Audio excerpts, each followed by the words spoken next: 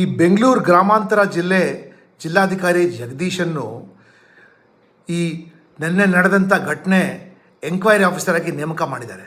ಈ ಅಧಿಕಾರಿ ಈಗಲೇ ಮೀಡಿಯಾದಲ್ಲಿ ಯಾರಿಗೆ ನೋಟಿಸ್ ಕೊಡ್ತೀನಿ ಯಾರಿಗೆ ಕೊಡಲ್ಲ ಅನ್ನೋ ಸ್ಟೇಟ್ಮೆಂಟ್ ಕೊಡ್ತಾ ಇರೋದು. ಇದು ಅತ್ಯಂತ ಮೂರ್ಖ ವರ್ತನೆ. ಇದು ಮಾನ್ಯ ಮುಖ್ಯ ಕಾರ್ಯದರ್ಶಿ ಶಾಲಿನಿ ರಜನೀಶ್ ಅವರು ಈ ಜಿಲ್ಲಾಧಿಕಾರಿಗಳಿಗೆ ಕರೆದು ಬುದ್ಧಿ ಹೇಳಬೇಕು, ಯಾವ ರೀತಿ ಒಂದು ಎಂಕ್ವೈರಿ ಮಾಡಬೇಕು ಅಂತ. Totally uncalled for. ಒಬ್ಬ ಜಿಲ್ಲಾಧಿಕಾರಿ ಆ ರೀತಿ ಬಿಹೇವ್ ಮಾಡಲೇಬಾರ್ದು. ಅವ್ರಿಗೆ ಕೊಟ್ಟಿರೋ ಜವಾಬ್ದಾರಿ ಎಂಕ್ವೈರಿ ಮಾಡೋದು, ಮೀಡಿಯಾ ಹತ್ರ ಮಾತಾಡೋಕ್ಕಲ್ಲ.